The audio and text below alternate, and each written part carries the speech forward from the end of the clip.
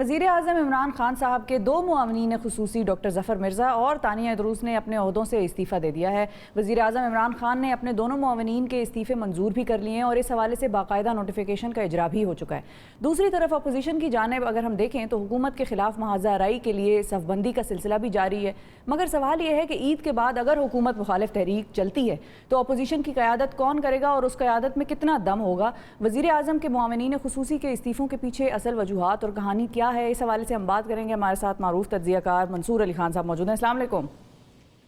جی السلام علیکم جی، good morning. Good morning منصور صاحب، بہت شکریہ وقت نکالنے کا۔ یہ بتائیں کہ آپ کو ان استعفوں کے پیچھے کیا وجوہات نظر آ رہی ہیں؟ کیا آپ کو لگتا ہے استعفے لیے گئے یا استعفے دیے گئے، اور پازیٹیو ہے یا نہیں ہونا چاہیے تھا؟ سب سے پہلے بات تو یہ کہ میرے خیال میں یہ پارٹی کی اپنی انٹرنل پالیٹکس اس کے اندر کافی انوالوڈ ہے۔ تانیہ کے حوالے سے سب جانتے ہیں کہ جہانگیر خان ترین صاحب کے گروپ سے ان کا تعلق تھا، وہی ان کو لانے والے تھے، اور بلکہ جب ان کی اناؤنسمنٹ بھی ہوئی تھی تو انہوں نے خود بھی یہ کہا تھا کہ مجھے جہانگیر ترین صاحب جو ہیں وہ لے کر آئے ہیں۔ تو جہانگیر ترین صاحب کے جانے کے بعد یہی کہا جا رہا تھا کہ وہ لوگ جو ان کے کافی حد تک قریب ہیں ان کو آہستہ آہستہ سائڈ لائن کیا جائے گا، اور تانیہ کو صرف اس وجہ سے نہیں بلکہ ان کی اپنی کچھ جو پی آئی ٹی بی کے ساتھ بھی ان کے مسائل چل رہے تھے، جہاں پہ اوور لیپنگ ہو رہی تھی اختیارات کی، آپس میں کشمکش جاری تھی، جس کی وجہ سے بالآخر ہم نے یہ دن دیکھا۔ جہاں تک ڈاکٹر ظفر مرزا کا تعلق ہے، ظاہری بات ہے ان کے اوپر بھی اسکینڈل تھے، ادویات کو بھارت سے امپورٹ کرنے کا جو ایک بہت بڑا اسکینڈل تھا، اس میں ان کا نام آ رہا تھا بار بار۔ لیکن افسوسناک بات یہ ہے کہ کورونا کے حوالے سے اگر یہ استعفیٰ مارچ میں یا اپریل میں آتا تو ہمیں سمجھ بھی آتی، کیونکہ اس وقت ایک پیکنگ ہو رہی تھی۔ لیکن اب جب کہ یہ کیسز کم ہونا شروع ہو گئے ہیں اور اب جب ڈاکٹر ظفر مرزا کو ایکچولی زیادہ لائم لائٹ ملنی چاہیے تھی، اس موقع کے اوپر ان کا استعفیٰ آنا تو کافی حیران کن بات ہے۔ لیکن ہیونگ سیڈ دیٹ، 2 سال اس حوالے سے کہ ان کو میڈیا سراہتا یا پارٹی کی طرف سے اور وزیر اعظم کی طرف سے زیادہ پذیرائی ملتی کام پر؟ آئی تھنک دونوں کی طرف سے، آئی تھنک میڈیا کو بھی ان کو سپورٹ کرنا چاہیے تھا۔ بے شک بے شک ان کے اوپر اس طرح کے الزامات تھے، لیکن کوئی الزامات ابھی تک ثابت نہیں ہوئے تھے، کوئی ایسی انکوائری نہیں تھی جنہوں نے ڈاکٹر ظفر مرزا کی طرف انگلی اٹھائی ہو، اور میرے خیال میں کچھ تھوڑی سی زیادتی ہو گئی۔ میرے خیال میں ان کو کنٹینیو ضرور کرنا چاہیے تھا، اور بے شک آگے چل کے شاید ان کی کوئی پرسنل وجوہات ہوں گی جس کی وجہ سے وہ استعفیٰ دے دیتے، لیکن اس موقع کے اوپر ٹائمنگ جو ہے وہ بڑی حیران کن ہے۔ اب اگر ایک دن میں 2 لوگوں کے استعفے آتے ہیں تو اس کا مطلب ہے پھر سب کچھ ٹھیک نہیں ہے۔ ان سے استعفے لیے گئے ہیں، یہ تو کنفرم ہے کہ ان سے استعفے لیے گئے ہیں، اور اگر ان سے استعفے لیے گئے ہیں اور جن بیسس کے اوپر لیے گئے ہیں تو پھر میرا خیال میں ان استعفوں کی تعداد یہاں ختم نہیں ہوتی، یہ تعداد پھر بڑھنی بھی چاہیے، کیونکہ اگر کوئی ایسی خبریں ہیں کہ اور لوگ استعفے دے رہے ہیں؟ خبر ہے اس قسم کی کہ شاید اور لوگ بھی دیں گے، لیکن ان کنفرم رپورٹس ہے، اس کے بارے میں کنفرم کچھ نہیں کہا جا سکتا۔ لیکن جن بیسس کے اوپر تانیہ نے استعفیٰ دیا ہے، اگر ڈیول سٹیزن شپ کے اوپر دیا ہے تو ڈیول سٹیزنز تو پھر اور بھی کابینہ کے اندر بیٹھے ہیں، پھر ان کے اوپر بھی انگلیاں اٹھیں۔ صحیح بات ہے۔ اچھا، اب اس میں ایک اور چیز ہے جو میری سمجھ میں نہیں آ رہی، اس پر آپ ذرا روشنی ڈالیے گا کہ ایک تو آپ نے جیسے بات کی کہ تانیہ جو ہے ان کا تعلق، چونکہ وہ جہانگیر ترین صاحب ان کو لے کر آئے تھے، تو اب اگر جہانگیر ترین صاحب نے کوئی صحیح بندہ بھی وہ لے کر آئے پارٹی میں، تو پارٹی میں کیا اتنی عدم برداشت ہے کہ وہ کسی شخص کو برداشت ہی نہیں کر سکتے، چاہے وہ صحیح کام کر رہا ہو چاہے وہ غلط کام کر رہا ہو، وہ ایک الگ بات ہے، لیکن صرف اس وجہ سے کیونکہ وہ دوسرے کیمپ کا شخص ہے آپ اسے برداشت نہ کریں؟ پرفیکٹ ورلڈ کی آپ بات کر رہے ہیں، پرفیکٹ ورلڈ کے اندر یہ سب کچھ ہوتا ہے، لیکن پالیٹکس کا جو ورلڈ ہے وہ بڑا روتھلیس ہوتا ہے، وہ کسی کو نہیں چھوڑتا، وہ یہ پرواہ نہیں کرتا کہ آپ کی پرفارمنس کیسی رہی ہے۔ اگر آپ کو یاد ہوگا پاکستان تحریک انصاف کی جو گورنمنٹ آئی تھی تو بیوروکریسی کے اندر پورے پنجاب کے اندر بلکہ پورے پاکستان کے اندر جس طرح کی اکھاڑ پچھاڑ کی گئی، کئی بیوروکریٹس کو صرف اس بنیاد کے اوپر ہٹا دیا گیا کہ جناب یہ شہباز شریف کے بڑے قریب تھے، بڑے اچھے تھے، لیکن جس طرح ٹائم گزرتا گیا، 1.5 سال کے بعد خود پاکستان تحریک انصاف کی گورنمنٹ کو احساس ہوا کہ نہیں، ہم نے غلط قدم اٹھایا تھا۔ بے شک یہ لوگ شہباز شریف کے قریب تھے لیکن کمپیٹنٹ تھے، اور آہستہ آہستہ ان لوگوں کو واپس لایا گیا۔ پولیو کا جو ایک پروگرام ہے اس کی اگزامپل آپ کے سامنے ہے۔ تو اس طرح پالیٹکس کے اندر یہ ہوتا ہے۔ اگر ہم یہ کہیں کہ نہیں جناب ایسے لوگوں کو چھوڑ دینا چاہیے، تانیہ کے حوالے سے میں بے شک ان سے کئی معاملات کے اوپر بے شک اختلاف ہو، لیکن آپ اس بات سے قطعی طور پہ کترا نہیں سکتے یا اس کو اگنور نہیں کر سکتے کہ وہ ایک کمپیٹنٹ خاتون تھی۔ گوگل کے اندر اگر آپ کام کر رہے ہیں تو گوگل کے اندر آپ اس طرح ہی کام نہیں کرتے، آپ جب تک آپ کے اندر کوئی ٹیلنٹ نہ ہو آپ کو نہیں رکھا جاتا۔ تو خان صاحب جو ہے انہوں نے فوراً خان صاحب نے فوراً استعفے منظور کر لیے، تو کیا اس سے یہ تاثر جاتا ہے کہ خان صاحب اب اس معاملے کو کنٹرول نہیں کر پا رہے تھے اور انہوں نے کوشش کی کنٹرول کرنے کی؟ کیونکہ ظفر مرزا صاحب کے بارے میں تو یہ تھا کہ پہلے انہوں نے استعفیٰ دیا تھا، پھر وہ کرونا کی وجہ سے جو ہے وہ استعفیٰ ان کا روک دیا گیا تھا، اور جو تانیہ کے بھی معاملات تھے خان صاحب شاید کنٹرول نہ کر پائے۔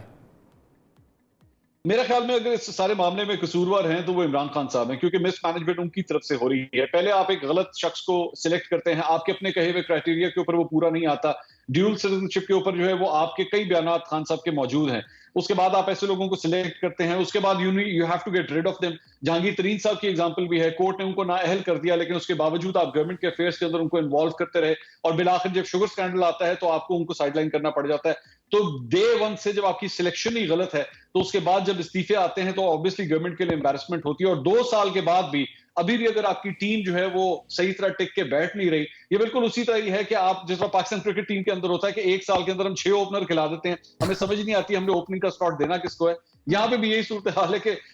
میوزیکل چیئرز وہ چلتی جا رہی ہیں اور کچھ پتہ نہیں ہوتا کہ کس کی سیٹ کل کو چلی جائے گی. لیکن پھر وہ جو ڈوئل نیشنلز والا خان صاحب کے اپنے بیانات ہیں، آپ کو لگتا ہے اب جس طرح کمپٹنسی کی بھی بات کی کہ دنیا کے بڑے بڑے اداروں میں ایسے تو نہیں سفارشوں پہ نوکریاں مل جاتی، کمپٹنسی وہ دیکھتے ہیں کتنے ریپیٹڈلی انٹرویو کیے جاتے ہیں کینڈیڈیٹس، اس کے بعد پھر ان کو ہائر کیا جاتا ہے، گوگل ہو، مائکروسافٹ ہو. اب ان علاقوں میں یا باہر پڑھانے والی یونیورسٹیوں میں جو پاکستان کے بیسٹ برینز ہیں وہ پاکستان پھر کیوں آئیں گے جب ان کے خلاف ایسی سیاست بھی ہوگی پارٹیوں کے اندر سے بھی، اور ان کو ہمارے یہاں میڈیا پر اور عوام کی طرف سے بھی ایکسیپٹیبلٹی نہیں ملے گی. اور بیسڈ آن خان صاحب بیان کہ بھئی ڈوئل نیشنل ہے تو ہمارے ساتھ تو یہ لائل نہیں ہوگا تو اس کو نہیں رکھنا چاہیے. Absolutely agree with you. میرے خیال میں بڑا ایک افسوسناک دن ہے، کیونکہ عمران خان صاحب، میں یہ کہنا پڑے گا کہ عمران خان صاحب شاید ایک واحد پولیٹیشین ہے ہمارے اس پورے پولیٹیکل ایرینا کے اندر جہاں پہ اوورسیز پاکستانی ان کو دیکھتے ہوئے انکریجڈ فیل کرتے ہیں کہ ہم پاکستان میں آ کے انویسٹ کریں یا پاکستان کے اندر آ کے ہم لوگ نوکریاں کریں، یہاں پہ اپنے ٹیلنٹ کو استعمال کریں. اگر عمران خان صاحب کے دور کے اندر ہی اوورسیز پاکستانی جو ہے وہ اتنا ڈیجیکٹڈ فیل کریں گے یا اگنورڈ فیل کریں گے تو مجھے آگے تو کوئی امید نظر نہیں آتی. میں نہیں سمجھتا کہ بلاول بھٹو اگر کل کو وزیر اعظم بنے یا مریم نواز یا شہباز شریف کا کل کو وزیر اعظم بنے تو اوورسیز پاکستانیز کے اندر ایسا انتھوزیازم ہم دیکھیں گے. تو پھر اس کا حل کیا ہوگا؟ مطلب مثال کے طور پہ اگر کوئی اوورسیز پاکستانی کہتا ہے میں یہاں پر برکلے میں پڑھاتا ہوں یا ہارورڈ میں پڑھاتا ہوں، لاء پڑھاتا ہوں، کوئی اور چیز پڑھاتا ہوں، میں پاکستان آ کے سرو کرنا چاہتا ہوں، اب خان صاحب کو پتا ہے وہ کمپیٹنٹ بھی ہے، کیا آپ کو لگتا ہے یہاں پر اس بیان سے خان صاحب اوپنلی یو ٹرن لے لیں کہ بھائی میں نے جو کہا تھا میرے حساب سے مجھے لگتا ہے کہ اس میں کچھ ریکٹیفائی کرنا چاہیے اس چیز کو، اور میں جو ہوں ڈوئل نیشنلز کو اتنی عزت دوں گا جتنا کہ عام پاکستانی جو یہاں رہ رہے ہیں ان کو دینی چاہیے؟ میرے خیال میں خان صاحب کے یو ٹرنز کے حوالے سے تو کوئی اتنا بڑا مسئلہ نہیں ہے، کیونکہ وہ تو شاید ہم نے بھی، قوم نے بھی، اور خان صاحب نے خود بھی اس بات کو ایکسیپٹ کر لیا کہ جناب یو ٹرن لیا جا سکتا ہے، اس میں کوئی اتنا بڑا مسئلہ نہیں، اور شاید قوم نے بھی ان کو لیوریج دے دی کہ جناب لے لیں بے شک یو ٹرن لیکن فیصلے اپنے درست کریں. میرا خیال میں پرائم منسٹر کو بیک کرنا چاہیے تھا، میرا خیال میں پرائم منسٹر کو ایسے لوگوں کے پیچھے کھڑا ہونا چاہیے تھا، اور ان کو کسی طور پہ بھی ان کے اوپر پریشرز آتے ہیں، ان کی لیگ پولنگ ہوتی ہے، آفس پالیٹکس ہوتی ہے، یہ سب کچھ ہوتا ہے، لیکن بات یہ ہے کہ ہیڈ آف دا فیملی جو ہوتا ہے وہ پیچھے آ کے کھڑا ہوتا ہے. عمران خان صاحب کو میرے خیال میں اس چیز سے بالاتر ہو کے کہ ان کا تعلق جہانگیر خان ترین سے ہے یا وہ WHO سے آئے ہیں، باہر سے آئے ہیں، ان چیزوں سے بالاتر ہو کے، آخر زلفی بخاری بھی تو ایک یو کے سٹیزن ہیں لیکن وہ خان صاحب کے بہت قریب ہیں، خان صاحب ان کو سپورٹ کرتے ہیں، ان کے اوپر بھی بہت اٹیکس ہوتے ہیں لیکن خان صاحب ان کے ساتھ کھڑے ہیں اور وہ اپنا کام جاری رکھے ہوئے، بلکہ ایک ایک وقت میں کئی ایسے کام کر رہے ہیں. تو جس کو سپورٹ کرنا ہوتا ہے خان صاحب کرنے کو تیار ہیں، لیکن جس کو نہیں کرنا تھا اس کا استعفیٰ بلاخر مانگ لیا گیا. مطلب یہ لوگ ایزیسٹ لوگ تھے جن کو کہ لیٹ گو کیا جا سکتا تھا، جانے دیا جا سکتا. سر یہ بتائیے کہ اب یہ جو ڈوئل نیشنلز والا معاملہ ہے، ہم کرتے یہ ہیں کہ ڈوئل نیشنل سے کہتے ہیں کہ آپ باہر سے پیسے ہمیں بھیجیں، وہ ہمارے لیے فکر بھی کرتے ہیں، جب بھی کوئی آفت آتی ہے پاکستان پر وہ لوگ کتنا زیادہ جو ہے پاکستان کے لیے کام کر رہے ہوتے ہیں، پھر اس کے علاوہ وہ لوگ پاکستان کے لیے ٹینشن بھی زیادہ لیتے ہیں، پاکستان کے ایمبیسیڈرز کے طور پر باہر وہ جاتے ہیں. تو اب انہی لوگوں کو ہم کہیں کہ نہیں آپ سیکنڈ گریڈ سٹیزن ہیں اور آپ یہاں کی ایکٹیو پولیٹکس میں حصہ نہیں لے سکتے، تو یہ کوئی عجیب سی بات نہیں ہے کہ ان سے چیزیں ساری لے لو لیکن جب دینے کی بات آئے تو آپ انہیں وہ نہ دو جو وہ چاہ رہے ہوں؟ دیکھیں میرے خیال میں یہ ایک تھوڑا سا گرے ایریا ہے. کچھ پوزیشنز ہوتی ہیں گورنمنٹ کے اندر جس کے اوپر ظاہری بات ہے آپ دوہری شہریت کو ایکسیپٹ نہیں کر سکتے چاہے جو بھی ہو جائے، بیکاز آبویسلی آپ کی لائلٹی جو ہے وہ ایک دوسرے ملک کے ساتھ بھی آپ نے اس کا اوتھ لیا ہوتا ہے. ہیونگ سیڈ دیٹ، ضروری نہیں ہے کہ اگر آپ نے باہر کے ٹیلنٹ کو استعمال کرنا ہے تو آپ نے اس کو منسٹر کا ہی پورٹ فولیو دینا ہے یا مشیر کا ہی پورٹ فولیو دینا ہے. آپ کے پاس اور بھی پوزیشنز ہیں جہاں پہ آپ ان کو استعمال کر سکتے ہیں، اور بڑی سینئر پوزیشنز ہیں جہاں پہ آپ ان کو ڈیزگنیٹ کیا جا سکتا ہے. تو ایسا نہیں ہے کہ ان کے لیے دروازے مکمل طور پہ بند کر دیے گئے ہیں یا دروازے ان کے لیے کھول دیے گئے ہیں. اگر پھر اس طرح اس ڈیبیٹ پہ اگر ہم جانا شروع ہو گئے کہ جناب فورن نیشنلز کو جو ہے یا ڈیول نیشنلز کو جو ہے آپ پوزیشنز کیوں نہیں دے رہے، تو پھر تو پرائم منسٹر، پریزیڈنٹ اور چیف منسٹر کے سلاٹس بھی کھلنے شروع ہو وہ جائیں تو آپ نے جیسے ذکر کیا نا کہ کچھ پوزیشنز ایسی ہیں کہ اس پہ تو چلو بات ہو سکتی ہے کہ ٹھیک ہے جی یہ پرائم منسٹر ہو یا پریزیڈنٹ ہو یا وزیر خارجہ ہو وزیر دفاع ہو یہ ساری چیزیں نہ کریں، لیکن اب اگر اسپیشل اسسٹنٹ ہے پرائم منسٹر کے، آئی ٹی کے معاملات دیکھ رہے ہیں، ہیلتھ کے معاملات دیکھ رہے ہیں اور اپنے فیلڈز میں کام کر کے آئے ہوئے ہیں، تو اس میں کانسٹیٹیوشنلی بھی کوئی ایشو تو نہیں ہے نا؟ نہیں، کانسٹیٹیوشنلی ایبسولوٹلی ایگری، کوئی ایشو نہیں ہے، لیکن ہیونگ سیڈ دیٹ آپ ایک بات ذہن میں رکھیے گا کہ وہ کابینہ کا حصہ ہوتے ہیں، کابینہ کا جو بڑے بڑے ڈیسیجنز ہو رہے ہوتے ہیں اس کی انفارمیشن ان تک پہنچتی ہے، ٹاپ سیکرٹ فائلز ان کے سامنے سے گزر سکتی ہیں، تو وہ بھی ایک میٹر آف کنسرن تو ہو سکتا ہے۔ اور صرف یہ ذہن میں رکھیے گا کہ صرف میڈیا کی جانب سے یا اپوزیشن کی جانب سے نہیں، کئی ایجنسیز کی جانب سے بھی یہ کنسرنز شو ہوئے ہیں کہ جناب جو ڈیول نیشنلز ہیں ان کو کس حد تک انفارمیشن ان کے ساتھ شیئر کی جانی چاہیے۔ تو میرا خیال میں اس کی ایک قانونی طور پر اس کی لائن ڈیزگنیٹ ہونی چاہیے کہ وہ کس جگہ پہ آپ ان کو استعمال کر سکتے ہیں، لیکن میں دوبارہ I am a very strong